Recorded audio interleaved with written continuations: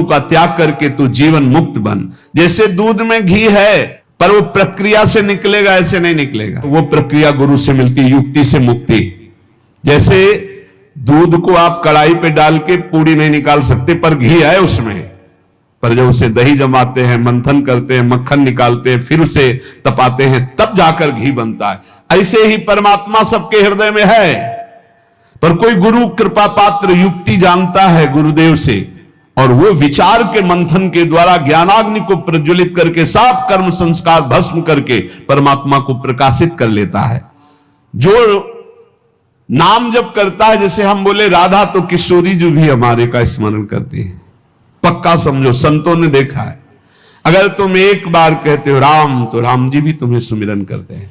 एक बार कृष्ण, तो कृष्ण जी भी आपका सुमिरन करते हैं। इसलिए विश्वास करो, आप राधा राधा रट रहे तो श्री जी आपको देख रहे। तभी कहा गया बिसरी हो ना बिसारी हो, यही दान मोहि देव, श्री हरिवंश की लाडले मोहि अपनी कर लो, मैं आपको ना भूलूं आप हमें ना भूले।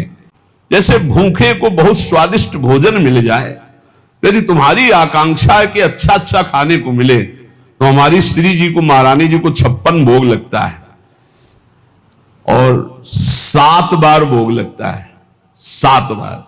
जिनके श्री चरणों में महावर लालजू लगाते हैं, लालजू के चरण रखने की चौकी को ब्रह्मा शंकर सरकारी वंदना करते। ध्येयम सदा परिभवग्नम अभीष्टदो हम तीर्थास्पदम शिव विनं चिन्नुतम शरण्यम।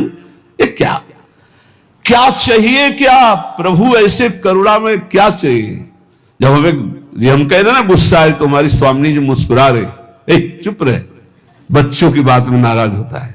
बच्चे ही तो है, बच्चे ही हैं। इसलिए हम कुछ भी गुस्सा में जैसे बोलते भी हैं, तो हमारी श्री जी कहती चुप, कुछ नहीं होगा, वो और आनंद में रहेगा।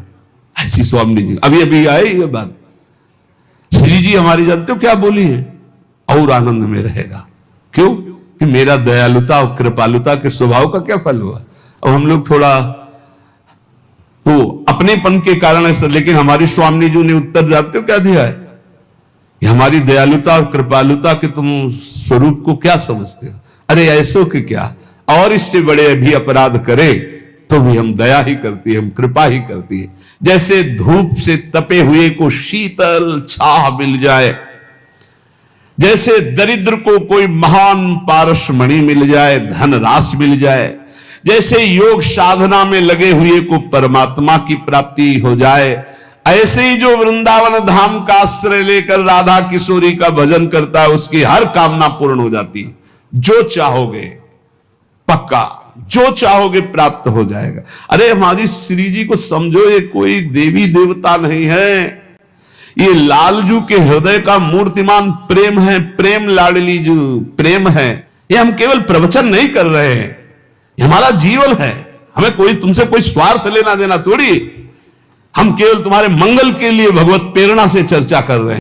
श्रीपाद प्रबोधानंद जी महाराज कह रहे हैं, श्री वृंदावन धाम में जो शक्ति तुम्हें जागृत करनी, ये भूमि महान ताकतवर है, उस शक्ति को जागृत कर सकते हो, जो शक्ति चाहते हो। आप भागवतिक शक्ति में प्रेम चाहते हो, भक्ति चाहते हो, ज्ञान शक्ति, जो चाहोगे वो तुम्हें वृंदावन प्रदान। यहां की साधना में बड़ा जोर है, बहुत जोर है। कौन सा कार्य ऐसा है जो ऐसे दुर्लभ हो? बस ये नाशवान शरीर, बाल्यावस्था से इसी के राग को काटने के लिए परमार्थ में चले थे, और उसी को राग को तो उसको राग को पुष्ट करना है। कौन सी शक्ति ऐसी है जो है नहीं? कौन सी तिथि तारीख मिनट, जैसे लोग कह देते ना कि अमुक तारीख को यज्ञ करें और सब बकवास कर दिए। हम कह रहे कि अगर तिथि तारीख और मिनट दे दे तो अगला मिनट नहीं जाएगा, वो मिनट तभी पूरा होगा जब पूर्ण हो जाएगी जो बात। ये कोई खिलवाड़ की बात नहीं है। राधा नाम में अपार सामर्थ्य विराजमान है।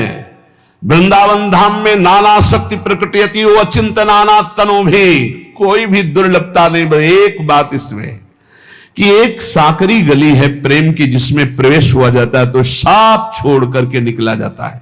लेकिन ऐसा ना समझे। एक बार श्री सदगुरुदेव भगवान ने कहा था कि ऐसा ना समझे, जब दास उदास हो जाता है तो उसके स्वामी की अचिंत शक्तियां अपने आप काम करने लगती हैं। इसलिए दासों से बहुत होश से रहना चाहिए। इष्ट के विषय में जब कभी बोलने की बात हो तो सोचना चाहिए इस इष्ट के अनेकों व्यक्त और अव्यक्त दास है। सोचो क्या हालत होगी जब हरिराम व्यास जी ने केवल कबीरदास जी के लिए इतना कहा कि वो तो निर्गुणिया संत हैं, वो नित्य बिहार रस प्रिया प्रीतम का, तो इतने में उनकी लीला बंद हो गई तो इनका क्या बंद हो जाएगा।